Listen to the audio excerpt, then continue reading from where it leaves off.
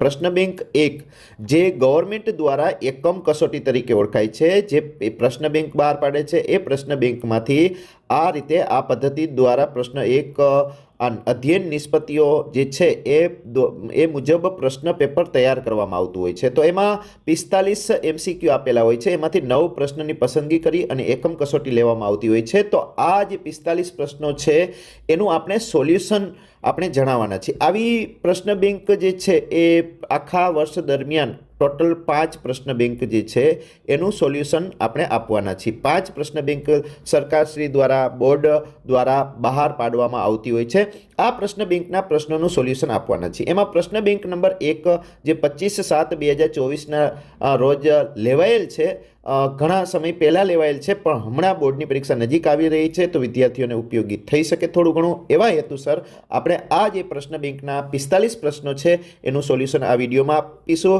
Next વિડીયોમાં next પ્રશ્ન બેંકના સોલ્યુશન આપીશું। એવી રીતે 5 પ્રશ્ન બેંક છે, 5 પ્રશ્ન બેંકના સોલ્યુશન આપણે આપવાના છીએ। તો શરૂઆત કરીએ છીએ પ્રશ્ન બેંક નંબર 1ના પ્રશ્ન નંબર 1ની શરૂઆત કરીએ છીએ। અહીંયા લખેલું છે નીચેના પૈકી કઈ લાક્ષણિકતા વિદ્યુત ક્ષેત્ર રેખાઓ માટે નથી મહત્વનું છે। તો ક્ષેત્ર રેખાઓ સળંગ તૂટેલ ન હોય તેવા અથવા તો તેવા 2 વખત લખાઈ ગયું તેવા વક્ર રેખાઓ છે। તો આ તો સાચું છે ભાઈ, આપણે તો નથી એવું ગોતવાનું છે। 2 ક્ષેત્ર રેખાઓ એકબીજાને છેદતી નથી એ પણ સાચું છે। વિદ્યુત ક્ષેત્ર માટે એ પણ સાચું છે। ધન વિદ્યુતભારમાંથી શરૂ થઈ ઋણ વિદ્યુતભારમાં અંત પામે છે, આ પણ સાચું છે। તો ક્ષેત્ર રેખાઓ બંધગાળા રચે છે એ ખોટું છે। વાસ્તવમાં સાચું શું છે? બંધગાળા રચતી નથી, બરાબર। તો આ જે છે એ આપણો આનો જવાબ સાચો આ છે, કેમ કે નથી પૂછ્યું છે એટલા માટે। નેક્સ્ટ પ્રશ્ન નંબર 2 શું કીધું છે? વિદ્યુત ડાયપોલના કિસ્સામાં આપેલ બિંદુનું વિષુવરેખા પર અંતર 2 ગણું, વિષુવરેખા પર અંતર 2 ગણું કરવાનું છે। વિદ્યુતભારનું માન જે છે મૂલ્ય જે છે એ 8 ગણું કરવાનું છે। તો આ નવા અંતરે વિદ્યુત ક્ષેત્રની તીવ્રતા E = કોના ઉપર ભાઈ? વિષુવરેખા પર તમને ખબર છે -kp/r3 છે સૂત્ર। તો p ની જગ્યાએ શું મૂકશું ભાઈ? 2aq મૂકશું, ઓકે, r3। હવે અંતર 2 ગણું કરવાનું છે, r બમણા કરવાના છે, તો એ k 2m નામ રાખીએ। વિદ્યુત ભારમાં ફેર કરવાનો છે, અંતર બમણું કરવાનું છે, તો 2 નો ઘન 8 r3 થઈ જશે। પછી વિદ્યુત ભારનું માન કેટલા ગણું કરવાનું છે? 8 ગણું। વિદ્યુત ભાર કેટલા ગણો કરવાનો છે? 8 ગણો। તો 8 કેન્સલ થઈ ગયા, 8 કેન્સલ થઈ ગયા। તો પહેલા જેટલું હતું વિદ્યુત ક્ષેત્રની તીવ્રતા એટલી ને એટલી રહે છે, બરાબર। તો પહેલા જેટલી જ રહેશે। નેક્સ્ટ પ્રશ્ન જોઈએ તો એક વિદ્યુત ડાયપોલ નિયમિત વિદ્યુત ક્ષેત્રને સમાંતર શબ્દ અને નિયમિત વિદ્યુત ક્ષેત્ર મૂકેલ છે તો સાચું શોધવાનું છે। જો બરાબર યાદ રાખજો, નિયમિત વિદ્યુત ક્ષેત્ર કે નિયમિત ચુંબકીય ક્ષેત્ર કહીએ તો પરિણામી બળ F બરાબર તો 0 જ હોય। હવે ટોર્કની વાત કરીએ તો ટોર્ક જે છે એ ગોઠવણી ઉપર આધાર રાખે, ≠ 0 હોય। 0 ક્યારે હોય? સમાંતર કે પ્રતિ સમાંતર હોય તો ટોર્ક 0 હોય, બરાબર। તો અહીંયા નિયમિત કીધું છે તો બળ 0 અને સમાંતર કીધું છે તો ટોર્ક પણ 0। તો શું આવશે? ડાયપોલ પર લાગતું ચોખ્ખું બળ અને ટોર્ક 0। નેક્સ્ટ પ્રશ્ન નંબર 4 કોઈ આપેલ વિદ્યુતભાર ગોઠવણને લીધે ઉદ્ભવતા વિદ્યુત ક્ષેત્ર વડે પરીક્ષણ વિદ્યુતભાર પર થતું કાર્ય W બરાબર શું ભાઈ? કાર્ય W બરાબર કોના પર કોઈ વિદ્યુતભાર ગોઠવેલ છે, ઉદ્ભવતા વિદ્યુત ક્ષેત્ર વડે પરીક્ષણ વિદ્યુતભાર પર થતું કાર્ય શબ્દોમાં જ કીધું છે। કાર્ય બળ ગુણ્યા સ્થાનાંતર, બળ F બરાબર QE ગુણ્યા સ્થાનાંતર। તો માત્ર પ્રારંભિક સ્થાન પર આધાર રાખે, માત્ર અંતિમ સ્થાન પર આધાર રાખે, માર્ગ પર આધારિત છે, માર્ગથી સ્વતંત્ર છે। કાર્ય જે છે એ વિદ્યુત ક્ષેત્ર કેવું છે? સંરક્ષી છે। વિદ્યુત ક્ષેત્ર સંરક્ષી છે તો સંરક્ષી ક્ષેત્રમાં કાર્ય જે છે એ પ્રારંભિક અને અંતિમ સ્થાન પર જ આધાર રાખે છે, માર્ગ પર આધારિત નથી। એટલે કે જવાબ D આવશે, માર્ગ પર આધારિત નથી। પ્રારંભિક અને અંતિમ સ્થાન બંને પર આધારિત છે, બરાબર, બંને પર આધારિત છે એટલે કે માર્ગથી સ્વતંત્ર છે। વિદ્યુત ક્ષેત્ર એટલે સાચો જવાબ અહીંયા આવશે માર્ગથી સ્વતંત્ર। વિદ્યુત ક્ષેત્ર રેખા એ એવો વક્ર છે કે જેના દરેક બિંદુએ દોરેલો સ્પર્શક એ બિંદુ પાસે વિદ્યુત ક્ષેત્રની દિશા દર્શાવે છે। વિદ્યુત ક્ષેત્રની માત્ર શું બતાવે છે? દિશા દર્શાવે છે। નેક્સ્ટ પ્રશ્ન છે વિદ્યુત ડાયપોલની અક્ષ પરના અને વિષુવરેખા પરના બિંદુએમાંથી અક્ષ પર V ≠ 0 પણ વિષુવરેખા ઉપર તો સમસ્થિતિમાન પૃષ્ઠ થઈ જાય છે, એટલે કે v ઇઝ ઇક્વલ ટુ 0 થઈ જાય છે. તો v નોટ ઇક્વલ ટુ 0 અક્ષ પર અને v ઇઝ ઇક્વલ ટુ 0, એટલે કે ઓપ્શન આવશે ડી સાચો જવાબ છે. નેક્સ્ટ પ્રશ્ન સમાંતર પ્લેટ કેપેસિટર છે. સમાંતર પ્લેટ કેપેસિટરની પ્લેટો વચ્ચેની જગ્યામાં પ્રારંભમાં હવા હોય અને ત્યારબાદ તેમાં ડાયલેક્ટ્રિક અચળાંક કે ધરાવતું માધ્યમ ભરી દેવામાં આવે. શું? ડાયલેક્ટ્રિક અચળાંક કે ધરાવતું માધ્યમ ભરી દેવામાં. બરાબર સમજો. અહીંયા પ્રારંભમાં હવા હતી, ત્યારબાદ કે ડાયલેક્ટ્રિક અચળાંક ધરાવતું માધ્યમ ભરી દીધું, તો કેપેસિટન્સ કે ગણું થાય, એટલે કે C dash is equal two કેસી. વિદ્યુત બળ કેમાં ભાગનું થાય? વિદ્યુત ક્ષેત્ર પણ કેમાં ભાગનું થાય? યાદ રાખવાનું છે, વિદ્યુત ક્ષેત્ર પણ કેમાં ભાગનું. તો અહીંયા વાત કરી છે વિદ્યુત ક્ષેત્ર અને કેપેસિટન્સ બંને કે ગણા થાય, તો કે આ ઓપ્શન નીકળી જાય. વિદ્યુત ક્ષેત્ર કેમાં ભાગનું, કેપેસિટન્સ કે ગણું, હા, તો આ બી ઓપ્શન જે છે એ સાચો છે. બરાબર. કેપેસિટન્સ વિદ્યુત ક્ષેત્ર કે ગણું નહીં, આ નીકળી જાય, આ પણ નીકળી જાય, એટલે બી ઓપ્શન સાચો છે. એના પછી વી વિરુદ્ધ ક્યુનો આલેખ દર્શાવેલો છે. તો ક્ષેત્રફળ ત્રિકોણ ઓ એ બી, એટલે કે આ ક્ષેત્રફળ એટલે 1/2 પાયો એટલે ઓ બી અને વેધ એટલે એ બી. તો પાયો કેટલો છે? તો કે ક્યુ છે, અને વેધ કયો છે? તો કે વી છે. તો 1/2 ક્યુવી, 1/2 ક્યુવી શું આપશે? 1/2 ક્યુવી, તો કે 1/2 ક્યુ સ્ક્વેર અપોન સી, આવા સૂત્ર છે. 1/2 સીવી square, 1/2 Q square upon C. એવી જ રીતે you is equal two 1/2 QV. તો અહીંયા કેપેસિટરમાં સંગ્રહિત ઉર્જા આપશે. શું આપશે? કેપેસિટરમાં સંગ્રહિત ઉર્જા આપશે. બરાબર. ત્યારબાદ સુવાહકની અંદરના ભાગમાં સ્થિત વિદ્યુત ક્ષેત્ર. સુવાહકની અંદરના ભાગમાં ભાઈ સ્થિત વિદ્યુત ક્ષેત્ર કેવું હોય છે? તો કે સુવાહકની અંદર હંમેશા વિદ્યુત ક્ષેત્ર જે છે એ શૂન્ય હોય છે. કેવું હોય છે? શૂન્ય હોય છે. એના પછી અહીંયા આકૃતિમાં બતાવ્યા મુજબ એક ચોરસ બિંદુઓ પર વિદ્યુતભાર છે. જો તેના કેન્દ્ર પર વિદ્યુત ક્ષેત્ર ઈ, વિદ્યુત સ્થિતિમાન વી હોય, તો જ્યારે એ અને બી પરના વિદ્યુતભારો અનુક્રમે સી અને ડી પરના વિદ્યુતભારો સાથે અદલાબદલ કરવામાં. આ એ પ્લસ ક્યુ છે, આપણે અહીંયા દોરીએ, આ દોરવામાં આવે છે. આ એ બી સી અને ડી છે. એ પાસે પ્લસ ક્યુ છે, એના બદલે સી પાસે માઇનસ ક્યુ છે, એને અહીંયા લઈ આવીએ, અહીંયા પ્લસ ક્યુ લઈ આવીએ. બી ને ડી સાથે અહીંયા પ્લસ ક્યુ હતો, એના બદલે માઇનસ ક્યુ અહીંયા આવે, અહીંયા પ્લસ ક્યુ આવે. બરાબર. તો પહેલાં અહીંયા વિદ્યુત ક્ષેત્ર શું હોત? તો કે ધનમાંથી નીકળી ઋણમાં જાય, આમાં ધનમાંથી નીકળી ઋણમાં જાય, તો વિદ્યુત ક્ષેત્રની દિશા નીચે તરફ હોત. અહીંયા રેડી. હવે વિદ્યુત સ્થિતિમાન જે છે અહીંયા શૂન્ય થતું હોત, કેમ કે પ્લસ કે ક્યુ અપન આર માઇનસ કે ક્યુ અપન આર 0 થઈ જાત. અહીંયા વિદ્યુત સ્થિતિમાન પહેલાં કેવું હતું? શૂન્ય, અને વિદ્યુત ક્ષેત્ર નીચે તરફ. બરાબર. હવે આપણે કરવાનું છે ભાઈ કે અહીંયા શું થાય છે? તો કે અહીંયા વિદ્યુત ક્ષેત્ર આમ જાય છે, અહીંયા વિદ્યુત ક્ષેત્ર આમ જાય છે, તો વિદ્યુત ક્ષેત્ર ઉપર તરફ. જો વિદ્યુત ક્ષેત્ર સદિશ રાશિ કીએ તો વિદ્યુત ક્ષેત્રની દિશા બદલાય છે, ઈની દિશા બદલાય. પણ ઈનું મૂલ્ય જે છે અચળ, મૂલ્ય અચળ. અને વી તો પહેલા પણ 0 હતું અને પછી પણ 0 રહ્યું, તો ઈ ન બદલાય, વી બદલાશે નહીં. આ ઓપ્શન તો નહીં. વી ન બદલાય, ઈ બદલાશે. જો સદિશ કીએ તો બદલાશે, ઈ અને વી બંને બદલાશે, ઈ અને વી બંને ન બદલાય. મૂલ્ય કીએ તો આ ઓપ્શન આવી શકે. અહીંયા સદિશ સ્વરૂપે લખે, ઉપર ઈ ઉપર એરો કર્યો હોય તો બી આવી શકે. બરાબર છે. આમાં એરો કર્યો હોય તો આ ઓપ્શન ખોટો થાય. એટલે મૂલ્ય કીએ તો શું આવશે? ડી ઓપ્શન, અને નહીતર પછી બી ઓપ્શન આવશે. ત્યારબાદ પ્રશ્ન નંબર 11. જો આર અવરોધ હોય અને સી કેપેસિટન્સ હોય તો આરસીને શું કહેવાય? તમને ખબર છે? આર અવરોધ જેવું કામ કોણ કરશે? Capacitive reactance એક્સી. એક્સીને શું કહેવાય? 1/ωc.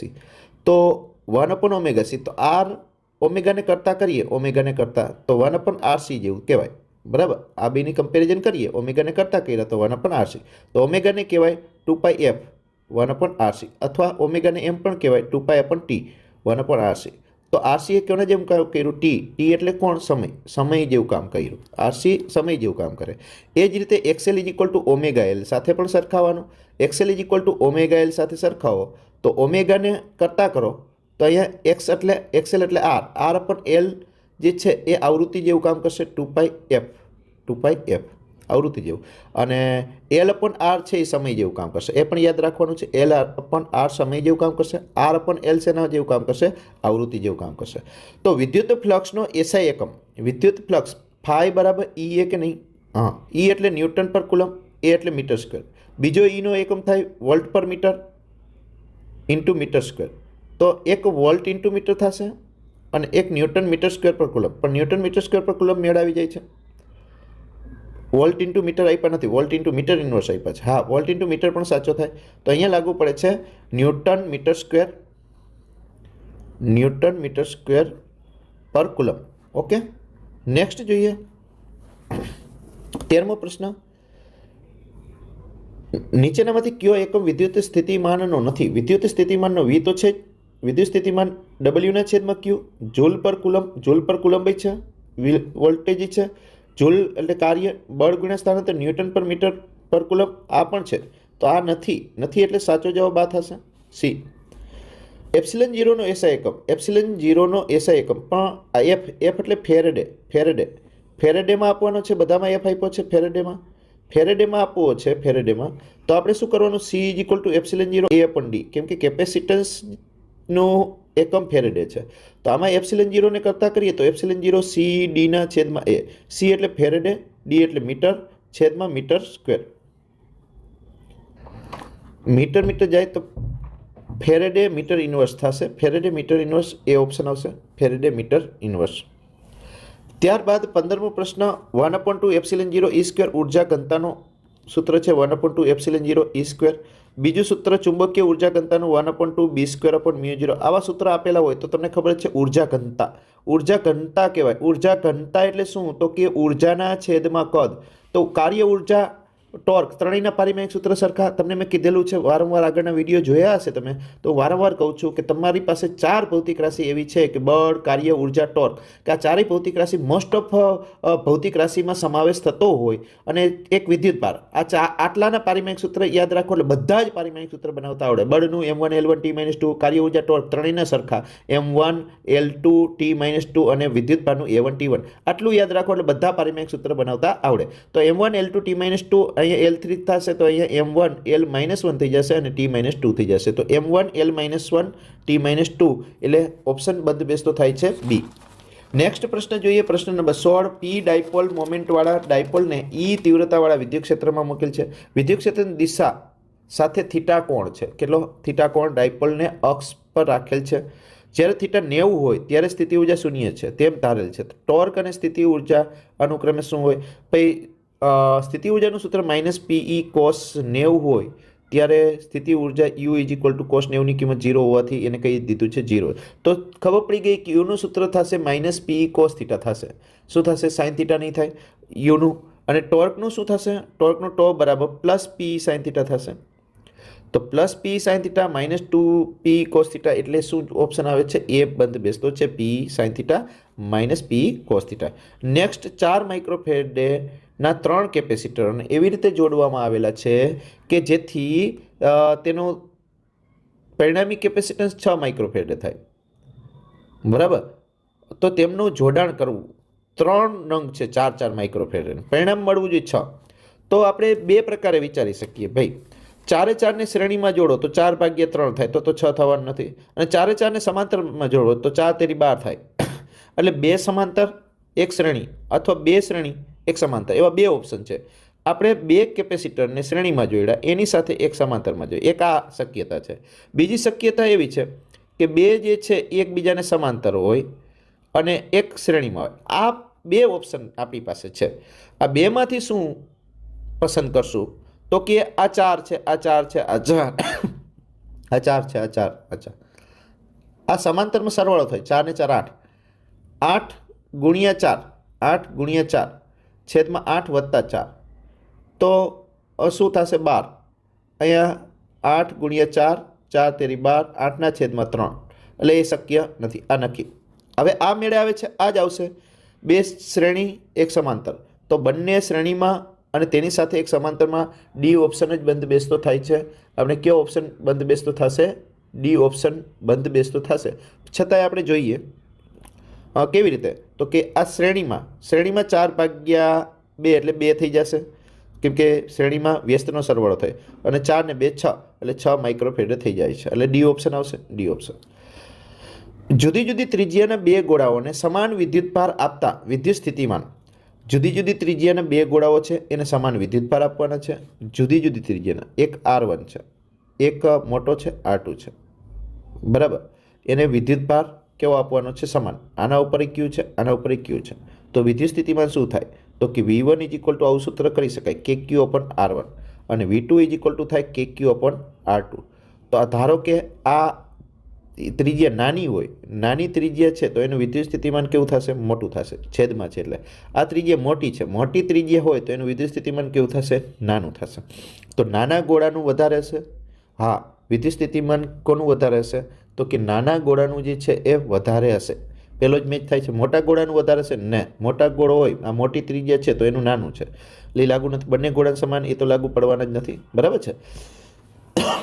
બે સમકેન્દ્રીય ધાતુની કવચને ધન વિદ્યુતભાર આપતા સમકેન્દ્રીય ધાતુની કવચ હોય. આ એક કવચ છે, આ બીજી કવચ છે. બંને એને ધન વિદ્યુતભાર આપતા શું થાય? તો કે આના ઉપર દાખલા તરીકે ક્યુ વિદ્યુતભાર છે, બરાબર. આના ઉપર સ્મોલ ક્યુ વિદ્યુતભાર છે. તો આનું જે સ્થિતિમાન છે એ અંદર તો છે જ, અને પોતાનું જે સ્થિતિમાન છે V ઇઝ ઇક્વલ ટુ કે ક્યુ સ્મોલ આર એ તો છે જ, પ્લસ કે બહારના વિદ્યુતભારનું છે કે ક્યુ અપોન સ્મોલ આર છે. એટલે અંદરનું જે છે કેપિટલ આર છે, આ કેપિટલ ત્રિજ્યા કહી, આ સ્મોલ ત્રિજ્યા કહી. તો બહારની કવચનું અંદર તો છે જ, અને અંદર પોતાનું તો છે જ, એટલે અંદરની કવચ જે છે એનું સ્થિતિમાન જે છે એ કેવું હશે? મોટું હશે. અંદરની કવચ હંમેશા ઊંચા સ્થિતિમાને હશે. આ સિદ્ધાંત ઉપર વાન ધ ગ્રાફ જનરેટર પર બનાવવામાં આવેલું છે. Van the graph generator, van the graph નામના વૈજ્ઞાનિકે એવું જનરેટર તૈયાર કર્યું હતું આવી કવચનો ઉપયોગ કરી. નેક્સ્ટ, વિદ્યુત ક્ષેત્ર કઈ દિશામાં હોય? તો અંતર સાથે સ્થિતિમાનનો ઘટાડો સૌથી ઝડપી થતો હોય, અંતર સાથે સ્થિતિમાનનો ઘટાડો સૌથી ઝડપી થતો હોય તે દિશામાં. આ એક વિધાન જ છે, આપણા પ્રશ્નમાં આવે છે E is equal two minus dV upon dl પરથી, બરાબર.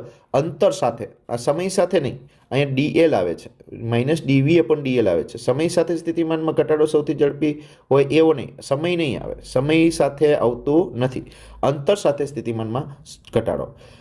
જો કોઈ પદાર્થ છે એમાં N1 ઇલેક્ટ્રોન છે, N2 પ્રોટોન છે, તો પ્રોટોન ધન છે અને આગળ રાખીએ ઇલેક્ટ્રોનને માઇનસ નિશાની આપી દઈએ, માઇનસ. તો E તો Q ઇઝ ઇક્વલ ટુ એની જેવું સૂત્ર છે, બરાબર. એમાં N જે છે આ રીતે N2 માઇનસ N1 E લેવાના છે, N2 minus N1 E. Next પ્રશ્ન જોઈએ. હવામાં R અંતરે રહેલા બે બિંદુવત વિદ્યુતભારો એકબીજા પર F બળ લગાડે છે. હવામાં R અંતરે રહેલા છે કે Q square upon R square એવું બળ લગાડે છે. કે ડાયલેક્ટ્રિક અચળાંક માધ્યમમાં આ જ વિદ્યુતભાર અને તેટલું જ બળ લગાડવા માટે R ડેશ અંતર જરૂરી હોય તો R ડેશ શોધવાનું છે. તેટલું જ અંતર લગાડ એટલે આ બેની બળની સરખામણી કરવાની છે. આપણે અહીંયા એટલા જ અંતરે લગાડવાનું છે. તો અહીંયા શું કરશું? કે ક્યુ સ્ક્વેર છેદમાં R ડેશ સ્ક્વેર. આ કે છે 1/4 એપ્સિલન 0 નો છે, 1/4 એપ્સિલન 0 નો છે. એની જગ્યાએ આપણે શું મૂકવું પડશે? અહીંયા આપણે બનાવી નાખીએ, એપ્સિલન કરી નાખીએ. બેમાં 1/f આને લખી નાખીએ 1/4 એપ્સિલન 0, કેમ કે શૂન્યાવકાશ છે. અહીં લખી નાખીએ 1/4 એપ્સિલન માધ્યમ છે. આ બે સરખા. હવે 4 ગયા, ક્યુ સ્ક્વેર ગયા, તો અહીંયા સંબંધ શું હોય? તો કે આ બાજુ વધે છે 1/r સ્ક્વેર, આ બાજુ શું વધે છે? એપ્સિલન R ડેશ નો સ્ક્વેર. અહીંયા એપ્સિલન 0 વધે છે. તો આ એપ્સિલનને આ બાજુ આવવા દઈએ, R ડેશ સ્ક્વેરને કરતા કરો, R ડેશ સ્ક્વેરને કરતા કર્યા તો અહીંયા R સ્ક્વેર આવી ગયા અને છેદમાં એપ્સિલન છે, એપ્સિલન 0 અંશમાં છે. તો તમે જોઈ શકો છો એપ્સિલનના છેદમાં એપ્સિલન 0 ને કે કહેવાય. તો R square by k R dash square બરાબર. તો R dash is equal to R by root k થશે. શું થશે? R dash is equal to R by root k થશે. R by root k, R by root k યાદ રાખવાનું છે. એમ દળના પાણીના બુંદ પર વિદ્યુતભાર Q છે. આ બુંદને સંતુલિત રાખવા માટે વિદ્યુત ક્ષેત્ર E છે. તમને ખબર છે સંતુલિત રાખવું હોય તો બે બળની સરખામણી F બરાબર QE. એક તો વિદ્યુત બળ લાગે છે તો F કેટલું હોવું જોઈએ? તો કે વજન બળ mg જેટલું હોવું જોઈએ QE. તો અહીંયા E ને કરતા કરો તો શું થઈ જાય? mg ના છેદમાં Q થઈ જશે. શું થઈ જશે? mg ના છેદમાં Q. જો કોઈ એક બંધ પૃષ્ઠમાંથી બહાર જતું અને દાખલ થતું ફ્લક્સ, બહાર જતું ફ્લક્સ ∅1, બહાર જતું ફ્લક્સ ∅1 છે એ ધન છે, અને દાખલ થતું ફ્લક્સ હોય ઋણ વિદ્યુતભારમાં, ધન વિદ્યુતભારમાં વિદ્યુત ક્ષેત્ર બહાર તરફ હોય એટલે વિદ્યુત ફ્લક્સ ધન હોય, ઋણ વિદ્યુતભારમાં વિદ્યુત ક્ષેત્ર અંદર તરફ હોય એટલે ફ્લક્સ ઋણ હોય. તો આ ∅1 માઇનસ ∅2 થયા. આ બંધ પૃષ્ઠમાં વિદ્યુતભાર કેટલો હશે? તો એને Q અપોન એપ્સિલન 0. તો Q ને કરતા કરીએ તો ∅1 માઇનસ ∅2 ગુણ્યા એપ્સિલન 0 થઈ જાય. ∅1 માઇનસ ∅2 ગુણ્યા એપ્સિલન 0. ડી ઓપ્શન આવી જાય છે. નેક્સ્ટ જોઈએ નેક્સ્ટ શું કીધું છે, આકૃતિ દરેક આપેલી છે, દરેક પ્લેટ એ અને ક્રમિક પ્લેટો વચ્ચેનો અંતર ડી છે, એ અને બી વચ્ચેનો અસરકારક કેપેસિટન્સ શોધવાનું છે. આવા દાખલા હોય ત્યારે તમારે શું કરવાનું વિદ્યાર્થી મિત્રો, એક બિંદુ એ છે, આ એક બિંદુ બી છે, આપણે એ થી બી ઉપર પહોંચવું છે, તો રસ્તામાં કેટલી પ્લેટ આવે અને કેટલા કેપેસિટર બને એની ગણતરી કરતી જવાની જોઈએ. આ દાખલા તરીકે બિંદુ એ છે, એથી હું આ રસ્તે જાઉં છું, આ રસ્તો મેં પસંદ કર્યો, શરૂઆતમાં એક રસ્તો પસંદ કર્યો. અહીંયા એક નંબરની પ્લેટ આવી તો મેં એક નંબરની પ્લેટ અહીંયા લખી નાખી, એક નંબરની પ્લેટ. એકની સામે કોણ છે, તો કે એકની સામે 2 નંબરની પ્લેટ છે સાહેબ, 2 નંબરની પ્લેટ. 2 નંબરની પ્લેટ પહોંચી ગઈ બી ઉપર, તો હા બી ઉપર પહોંચી ગઈ, તો અહીં બી ઉપર પહોંચાડી દીધી. હવે આ રસ્તાનું કામ પૂરું થઈ ગયું, અહીંથી આમ ગયા, અહીં બી ઉપર પહોંચી ગયા. હવે શું કરશું આપણે ભાઈ, આ બીજો રસ્તો પસંદ કર્યો, અહીંથી એ પરથી બીજા રસ્તે જવું પડશે, બીજા રસ્તે અહીં 3 ઉપર આવ્યા, 3 ઉપર આવ્યા, પણ 3 સામે તો સાહેબ 2 રસ્તા આવ્યા, એક રસ્તો આમે જાય છે, એક રસ્તો આમે જાય, કાંઈ વાંધો નહીં. 3ની સામે પહેલા એક રસ્તો ગમે એ પસંદ કરી લ્યો, 3ની સામે કોણ છે 2, તો 3ની સામે 2 છે, 2 ને કોની સાથે, બી સાથે કનેક્ટ થઈ ગઈ, 2 ને બી સાથે કનેક્ટ થઈ ગઈ. પછી સાહેબ બીજા રસ્તે, તો કે બીજા રસ્તે વળી પાછો બીજો રસ્તો 3નો બનાવવાનો, આ 3નો આ રસ્તે ગયા, 3ની સામે કોણ છે 4 નંબર છે, 4 નંબર પહોંચી ગયા બી પર પહોંચી ગયા. તો આ ત્રણેય કેપેસિટર જે છે એ સમાંતરમાં છે, સમાંતરમાં 3C કહેવાય, 3C એટલે 3 એપ્સિલન 0 એ અપોન ડી. તો આપણો જવાબ છે સી. નેક્સ્ટ પ્રશ્ન જોઈએ, +2 માઇક્રોકુલમ અને +5 માઇક્રોકુલમના વિદ્યુતભાર વચ્ચે એકબીજા પર લાગતા બળોનો ગુણોત્તર. એકબીજા ઉપર લાગતું બળ ભાઈ આ ન્યૂટનની ગતિના ત્રીજા નિયમ મુજબ F12 બરાબર F21 હોય, સદિશ સ્વરૂપે હોય તો માઇનસ હોય, પણ એ બેનો ગુણોત્તર તો 1:1 જ થવાનો છે. નેક્સ્ટ જોઈએ, સમાન મૂલ્યના 3 વિદ્યુતભારો ચોરસના 3 શિરોબિંદુઓ પર મૂકેલ છે. Q1 Q2 વચ્ચે લાગતું બળ F12 છે. આ Q1 Q2 વચ્ચે લાગતું બળ, આ બળ જે છે એને આપણે કહી દઈએ F12. અને Q1 અને Q3 વચ્ચે લાગતું બળ, આ જે બળ છે એ છે F13. તો એ બેનો ગુણોત્તર શોધવાનો છે ભાઈ, F12 અને F13નો ગુણોત્તર શોધવાનો છે. તો આપણે શું કરશું, સિમ્પલ, આ બે વચ્ચેનું અંતર આપણે ધારી લીધું R છે, તો આ બે વચ્ચેનું અંતર R છે, તો આ અંતર શું થશે, √2R થશે. શું થશે, √2R. અંતરમાં ફેર છે, બરાબર. તો આપણે સૂત્ર મૂકીએ, સમાન મૂલ્યના વિદ્યુતભારો તો સરખા છે એટલે આવું લખી શકશો, F12 બરાબર KQ²/R². તો F13 બરાબર શું બનશે, F13 બરાબર KQ² અંતર √2 વર્ગ 2 R². હવે આપણે ગુણોત્તર લઈ લઈએ, F12 અપોન F13, તો શું થયું, KQ² થયા, F13 અંશમાં જશે એટલે 2 આવશે, 2 ડી ઓપ્શન આવશે, ડી. નેક્સ્ટ જોઈએ, આપેલ વિદ્યુત ડાયપોલ અક્ષ પર x અંતરે વિદ્યુત ક્ષેત્રની તીવ્રતા અને વિષુરેખા પર y અંતરે વિદ્યુત ક્ષેત્રની તીવ્રતા સમાન છે. અક્ષ પર E અક્ષ બરાબર E વિષુરેખા પર બંને સરખા છે, તો અહીંયા શું લખી શકીએ, 2kp અપોન x ઘન. અહીંયા શું લખી શકીએ, ખાલી kp અપોન y ઘન. kp ગયા, x ના છેદમાં y, તો x ઘનના છેદમાં y ઘન બરાબર 2/1. તો x ના છેદમાં y બરાબર શું થયું, 2નું ઘનમૂળ છેદમાં 1, 2નું ઘનમૂળ છેદમાં 1, ડી ઓપ્શન આવશે. નેક્સ્ટ જોઈએ, Q જેટલા વિદ્યુતભારને બી બાજુવાળા ઘનની એક સપાટી પર મૂકવામાં આવેલ છે. ઘનની એક સપાટી પર મૂકવામાં આવેલ છે. ઘન કીધો છે, અહીંયા આપણે પેન ચેન્જ કરી, હા, બી બાજુવાળા ઘન સમઘન કીધો છે. આ રીતે એક સમઘન છે, આ ત્રિપરિમાણમાં એની સપાટી પર, અહીંયા સપાટી પર મૂકવામાં આવેલો છે. તો ઘનમાંથી પસાર થતું ફ્લક્સ, તો અહીંયા આપણે આ જે વિદ્યુતભાર છે એને આપણે બંધ કરવો હોય તો આ કાલ્પનિક બીજો સમઘન અહીંયા આપણે વિચારી શકીએ, તો આ સમઘન છે એને કેટલો વિદ્યુતભાર ભાગમાં આવે, તો Q/2. આને કેટલો ભાગમાં આવે, Q/2. તો આપણે આપેલ છે એને Q/2 જ ભાગમાં આવે, તેથી એમાંથી પસાર થતું ફ્લક્સ, તો કે પરિણામી વિદ્યુતભાર કેટલો, Q/2 અપોન એપ્સિલન 0, તો Q/2 એપ્સિલન 0 જવાબ થશે. નેક્સ્ટ જોઈએ, નેક્સ્ટ પણ પ્રશ્ન પણ એના જેવો જ છે. અહીંયા જે નળાકાર આપ્યો છે, તો આ બાજુ અહીંયા નળાકાર ઉપર વિદ્યુતભાર છે, તો આ બાજુ કાલ્પનિક નળાકાર દોરવામાં આવે, તો આ નળાકારમાં કેટલો વિદ્યુતભાર ભાગમાં આવે, Q/2. તો આનો જવાબ પણ શું થશે, Q/2 એપ્સિલન 0 થશે. 31 પદાર્થ પરના વિદ્યુત ભારને પારખવા માટે વપરાતા સાદા ઉપકરણને શું કહે છે? ઇલેક્ટ્રોસ્કોપ કહે છે. કોઈ એક પ્રક્રિયા દ્વારા ધાતુની તટસ્થ પ્લેટમાં 10⁹ ઇલેક્ટ્રોન એટલે n છે ધાતુની પ્લેટ પરનો ભાર દૂર કરવામાં આવે, આટલા ઇલેક્ટ્રોનને દૂર કરવામાં આવે તો Q = Ne, n છે 10⁹, e ની કિંમત છે 1.6 × 10⁻19, 10⁻19 ગયા તો 1.6 પણ દૂર કર્યા એટલે પ્લસ 1.6 આવશે. સમાન વિદ્યુત ક્ષેત્રમાં આપેલ બિંદુએ આ વિદ્યુત ભાર આપેલો છે, આ બળ આપેલું છે, વિદ્યુત ક્ષેત્ર E શોધવાનું છે તો F બરાબર QE. એમાં E ને કરતા કરીએ તો E શું થશે? F/Q થશે. F કેટલા છે? 0.128 છે છેદમાં 3.2 છે ગુણ્યા 10⁻³ છે. બરાબર. અહીંયા 128 કરી નાખીએ અથવા તો 10⁻³ છે ઉપર જાય એટલે 128 થઈ જશે. 128 ભાગ્યા 3.2 કરીએ તો 128 ભાગ્યા 3.2 એટલે 4 તેરી 12 4 આવશે અને કેટલો જવાબ આવશે? 40. 40 જેવો આવશે. 40 ગણતરી કરશો એટલે 40 આવશે. 40 કેમ કે 3.2 છે. બરાબર. 40. 180 ગ્રામ પાણી ધરાવતા ગ્લાસ 180 ગ્રામ પાણી ધરાવતા ગ્લાસમાં પાણીના ખાલી જગ્યા કુલમ ધન વિદ્યુતભાર હોય તો અહીંયા સિમ્પલ પાણી એટલે H2O.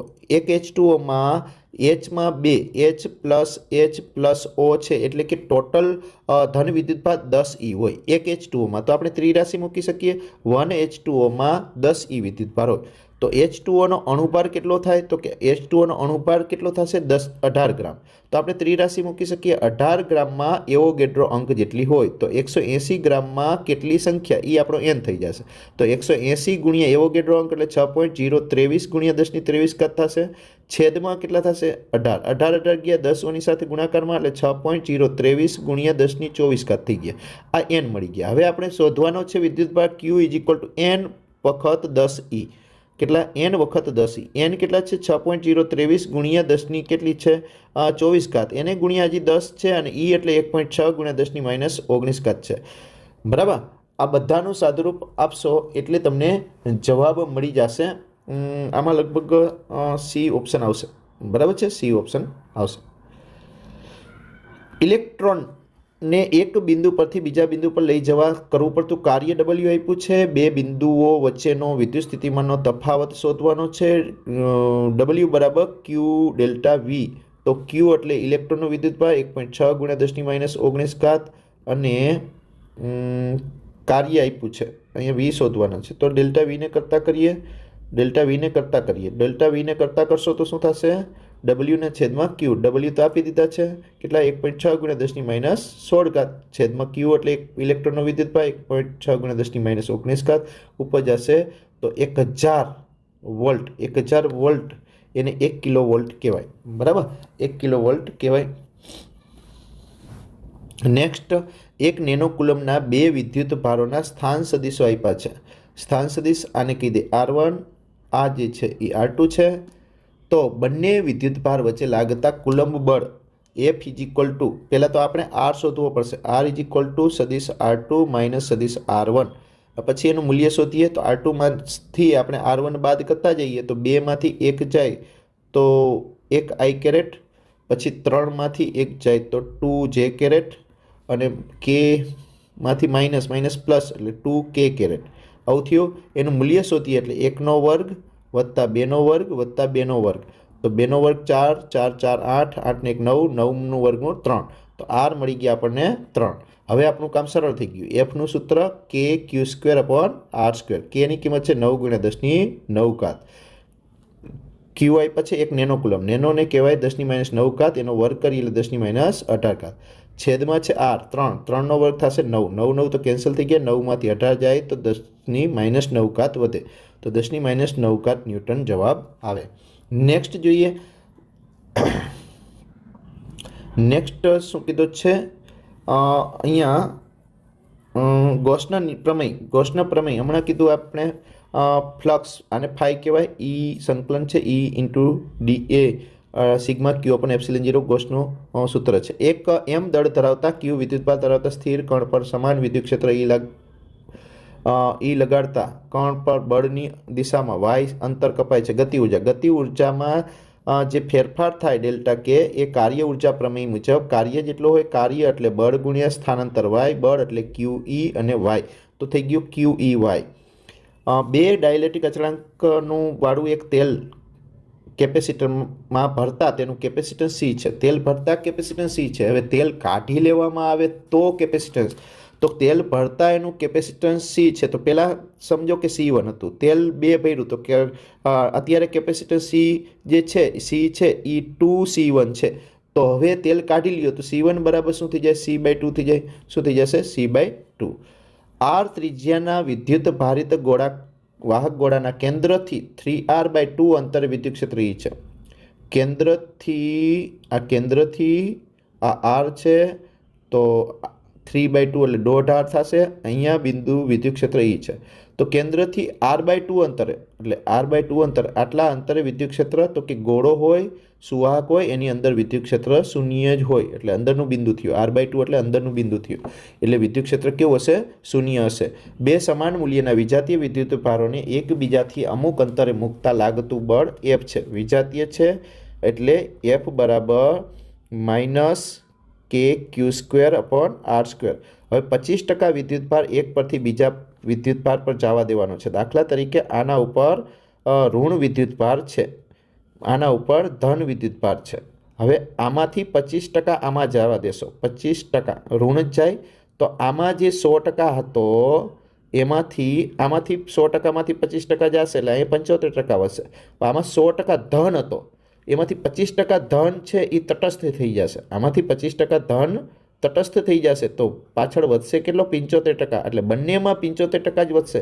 આ QQ છે તો બંનેમાં 75% વધશે. 75% વધે એટલે કેટલો હોય? તો કહેવાય 3/4Q. 3/4Q. આમાં પણ કેટલો વધશે? 3/4Q વધશે. બરાબર. તો નવું બળ શું થશે? નવું બળ F' શું થશે? કે 3/4 બે વખત થશે એટલે Q²/R². અંતર એટલું 3/2 9/4 16 એટલે 9/16 વાળો જવાબ આવવો જોઈએ. 9/16 F ગણો. બરાબર. 10 સેન્ટીમીટર ત્રિજ્યાવાળા ધાતુના પોલા ગોળાને વિદ્યુત ભારિત કરતા તેની સપાટી પર 80 વોલ્ટ ગોળો કીધો છે, ધાતુનો ગોળો કીધો છે, 80 વોલ્ટ છે. પોલા ગોળાના કેન્દ્ર પર સ્થિતિમાન, તમને ખબર છે ગોળાની અંદર સપાટી ઉપર 80 વોલ્ટ હોય તો અંદર બધે વિદ્યુત સ્થિતિમાન ≠0 એટલે કે અચળ હોય. સુવાહકની અંદર દરેક જગ્યાએ વિદ્યુત સ્થિતિમાન અચળ હોય, વિદ્યુત ક્ષેત્ર શૂન્ય હોય એટલે અંદરના ભાગમાં 80 વોલ્ટ જ હોય, એમાં ગણતરીની જરૂર પડતી નથી. બે કેપેસિટરના શ્રેણી જોડાણનું સમતુલ્ય કેપેસિટન્સ CS બરાબર 6/5 ફેરેડે છે. આ જોડાણમાંથી એક કેપેસિટર દૂર કરવામાં આવે, ટોટલ 2 જ હતા, એક દૂર કરવામાં આવે તો મળતું કેપેસિટન્સ 2 ફેરેડે છે. તો એકનું C1 છે 2 ફેરેડે છે, કેમ કે 2 જ હતા એમાંથી એકને દૂર કર્યો તો વૈધો એ 2 જ છે, તો એકનું 2 છે. તો બીજાનું C2 શોધવાના છે, દૂર કરેલ છે એનું શોધવાનું છે. તો CSનું સૂત્ર છે C1 C2 છેદમાં C1 પ્લસ C2. એમાં CSની કિંમત છે 6/5. તો C1 તો 2 છે, 2C2 છેદમાં 2 પ્લસ C2. તો આનો ગુણાકાર આની સાથે કરીએ, ચોકડી ગુણાકાર કરીએ તો 6 × 12 પ્લસ 6C2 બરાબર સામે 5 × 10 10C2. તો 10માંથી 6 જાય તો 4 અને 12/4 એટલે 3 ફેરેડે વધે છે, 3 ફેરેડે. આકૃતિમાં દર્શાવેલ પરિપથમાં A અને B વચ્ચેનું સમતુલ્ય કેપેસિટન્સ, A અને B વચ્ચેનું સમતુલ્ય કેપેસિટન્સ આ A છે, આ B છે. આપણે જે કીધું હતું એની જેમ જ છે કે A ઉપરથી આપણે B ઉપર જવું છે, તો A ઉપરથી B ઉપર જવું હોય તો રસ્તામાં કેટલા કેપેસિટર આવે એ ગણતા જાઓ. અહીંયા A છે, અહીંયા B છે. આ રસ્તો પસંદ કર્યો, પહેલાં આપણે આ રસ્તો પસંદ કર્યો, આ રસ્તો પસંદ કર્યો, અહીંયા એક રસ્તો દોર્યો, આ રસ્તે ગયા. આ કેપેસિટરને નંબર આપી દો, આ 1 નંબરનો, 2 નંબરનો, 3 નંબર. હવે અહીંયા આવ્યા તો અહીં 2 રસ્તા પડ્યા, એક આ બાજુ જવાય છે, એક આમ જવાય છે, એક આમ જવાય છે. તો કોઈ પણ એક રસ્તો લઈ લ્યો. પહેલાં આપણે B ઉપર જવું છે, લઈ લીધો. તો અહીં 3જા નંબરનું કેપેસિટન્સ, આ 3જા નંબરનું કેપેસિટન્સ અહીંયા આવ્યું ને અહીંયાથી આપણે સીધા B ઉપર પહોંચી ગયા. B ઉપર આ એ છે.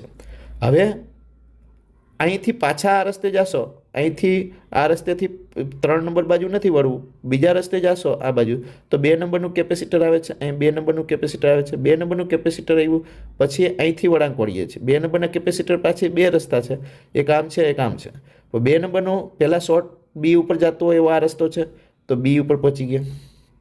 પછી A પાસેથી આ ત્રીજો રસ્તો છે, A પાસેથી આ ત્રીજો રસ્તો છે, ત્રીજો રસ્તો. ત્રીજા રસ્તામાં 1 નંબરનું કેપેસિટર છે, 1 નંબરનું કેપેસિટર. એ પાછું સીધું B ઉપર જાય છે, એ સીધો B. તો તમે જોઈ શકો છો આ ત્રણેય કેપેસિટર સમાંતર જોડાણમાં છે, તો 3C થઈ જશે. 3C તો ત્રણેય ત્રણ ત્રણના છે તો 3 તેરી 9 જવાબ આવશે. નેક્સ્ટ એ અને બીને વચ્ચેનું સમતુલ્ય કેપેસિટન્સ અહીંયા તમે જોઈ શકો છો, અહીંયા શોર્ટ કરેલું છે મતલબ આ કેપેસિટર શોર્ટ થઈ ગયેલું છે તો આ કેપેસિટર આપણે ગણતરીમાં લેવાનું નથી. તો બે જ કેપેસિટર થયા C અને C, બંને સમાંતર શ્રેણીમાં છે. અહીં A થી B ઉપર જાઓ તો બંને શ્રેણીમાં છે તો C/2 જવાબ આવશે. કેટલો આવશે? C/2. રેડી? તો અહીંયા આપણે 45 પ્રશ્નો જે છે એનું સોલ્યુશન આપેલું છે. આની PDF જે છે એ એકમ કસોટીની PDF આપણે આપણી ટેલિગ્રામ ચેનલ ઉપર મૂકી દઈશું વિદ્યાર્થી મિત્રો. અહીંયા તમે જોઈ શકો છો પાર્ટ બીના પ્રશ્નો પણ આપેલા છે, જે પણ મોસ્ટ ઇમ્પોર્ટન્ટ પ્રશ્નો છે. આપણે અહીંયા MCQનું સોલ્યુશન આપી દીધું. નેક્સ્ટ વિડીયોમાં ફરી પાછા આપણે પ્રશ્ન બેંક નંબર 2 એટલે કે એકમ કસોટીની 2ના MCQ સોલ્યુશન કરાવશું. જો તમને ઉપયોગી થયું હોય તો તમારા મિત્રોને પણ શેર કરજો. થેન્ક યુ વિદ્યાર્થી મિત્રો.